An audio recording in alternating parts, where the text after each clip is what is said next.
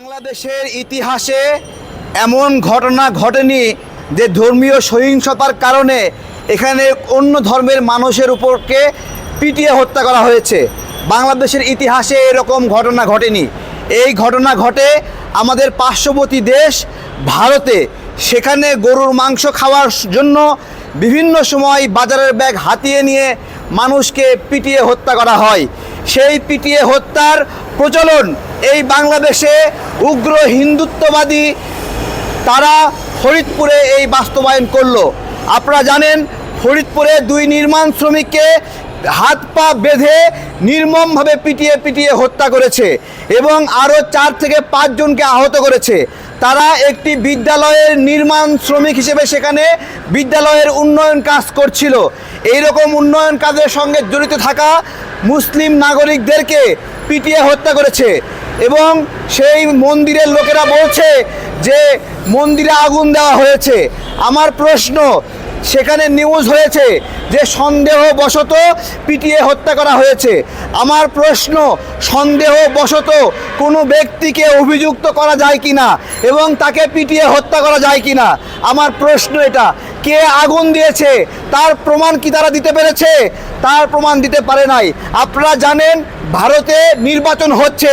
এই সময় নরেন্দ্র মোদীর নির্বাচিত হওয়ার জন্য বাংলাদেশে ধর্মীয় উগ্রবাদিতা বিভিন্ন দৃষ্টান্ত স্থাপন করছে যে সে যেন বিজয়ী হতে পারে, তার জন্য ধর্মীয় উস্কানি হিসেবে।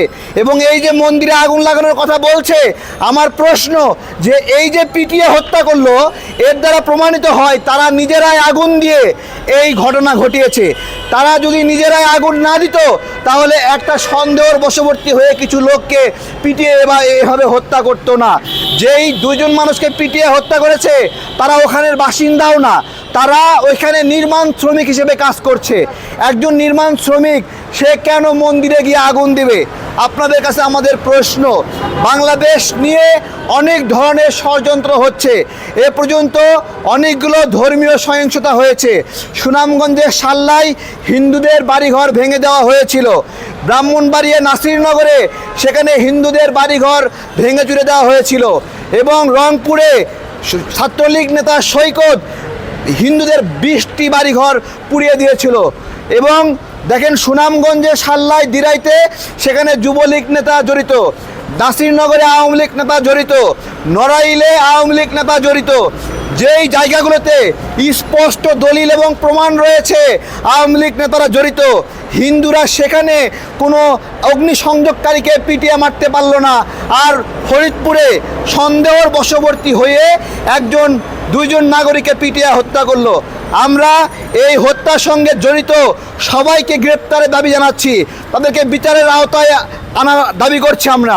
এবং মুসলিম ভাইদেরকে বলছি, খবরদার এই উগ্র হিন্দুদের আপনারা হামলা করবেন না, তাদেরকে আবার উল্টা পিটায় মারবেন না। মুসলিমরা এরকম পিটায় মারার কোনো সংস্কৃতি আমাদের মধ্যে নাই। আমরা কখনো এরকম উগ্র আচরণ করিনি। এই আচরণ উগ্র হিন্দুত্ববাদী নরেন্দ্র মোদীর দলের সমর্থক এবং সেই লোকেরা করে গরুর মাংস খাওয়ার জন্য।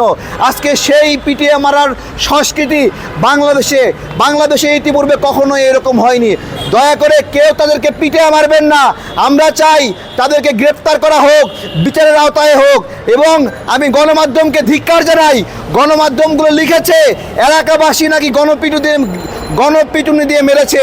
এলাকাবাসী মারে নাই, এরকম মিথ্যা কথা আপনারা কীভাবে লিখলেন? ওইখানে কিছু উগ্র হিন্দু জঙ্গি তারা পিটিয়ে আমার মুসলিম ভাইকে হত্যা করেছে।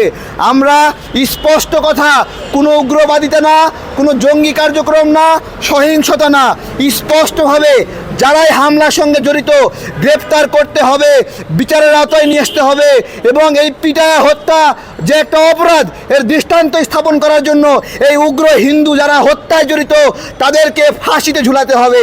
এভাবে পিটায় হত্যা যেন বাংলাদেশে কোনো ধর্মের মানুষ কখনো অন্য ধর্মকে না করে। বলবেন অনেকগুলো মানুষ মিলে মেরেছে, 10 জন মিলে মেরেছে, 20 জন মিলে মেরেছে, 50 জন মেরেছে।